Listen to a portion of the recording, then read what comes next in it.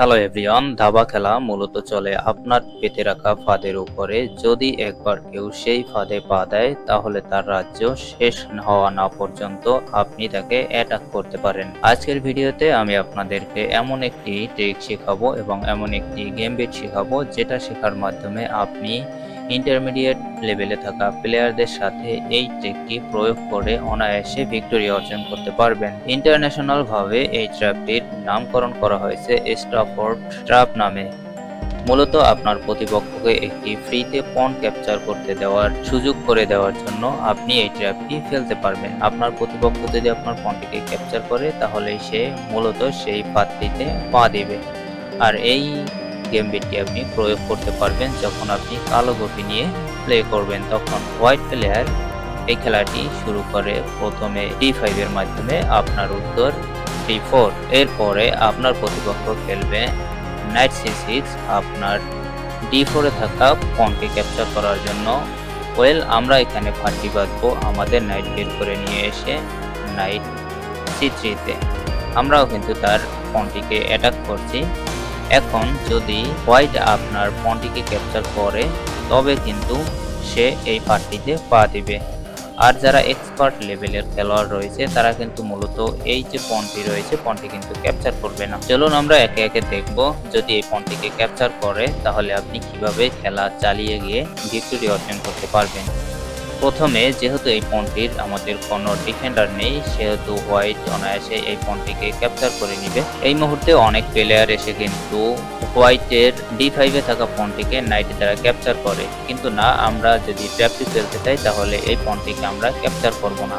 আমরা সিম্পলি এখানে প্লে করব আমাদের নাইট F3 তে। আমরা হোয়াইটের নাইটের এক্সচেঞ্জ অফার করব। হোয়াইট যেহেতু অলরেডি আপনার একটি পণকে ক্যাপচার করেছে অতএব ম্যাক্সিমাম প্লেয়ারই এই এক্সচেঞ্জে অ্যাকসেপ্ট করে থাকে, আর এই এক্সচেঞ্জের মাধ্যমে সে আপনার ফাঁদে পা দিল। এখন চলুন আপনি কিভাবে খেলা প্লে করবেন সেটি আমি আপনাদেরকে দেখাবো। আপনারা সিম্পলি আপনার E2 তে থাকা পণ দ্বারা আপনি নাইটটিকে ক্যাপচার।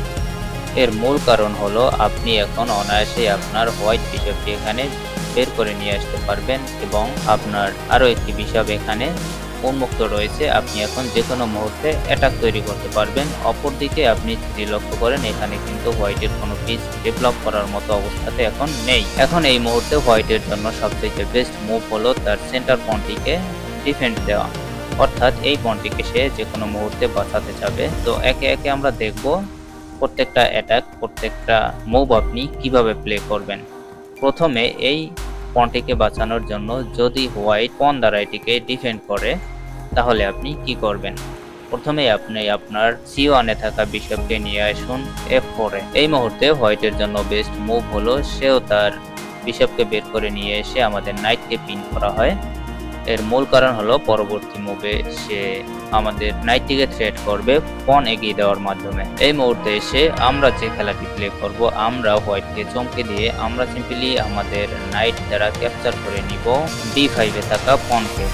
একই সাথে আমরা আমাদের কুইনকে স্যাক্রিফাইস করে দিয়েছি। আর একটি কথা বলে রাখি, খেলায় সবসময় যে কুইন থাকতেই হবে বিষয়টা কিন্তু এরকম নয়।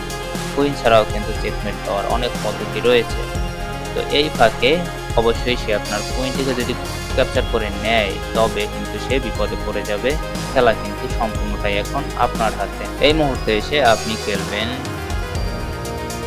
আপনার বিশপ দ্বারা C7 এ থাকা পণকে ক্যাপচার করে চেক দেওয়ার মাধ্যমে। রাজার একটি মাত্র নিরাপদ স্কয়ার বাকি থাকে D7। এখন আপনি আপনার লাইট স্কয়ার বিশপকে বের করে নিয়ে আসুন B5 এ চেক দেওয়ার মাধ্যমে। দেখুন খেলাটি কিন্তু এখানেই শেষ।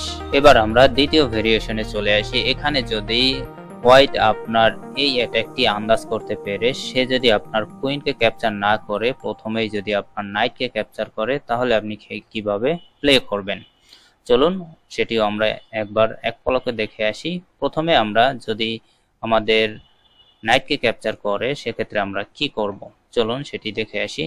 এক্ষেত্রে আমরা প্রথমে আমাদের বিশপ দ্বারা পণ ক্যাপচার করে চেক দিব।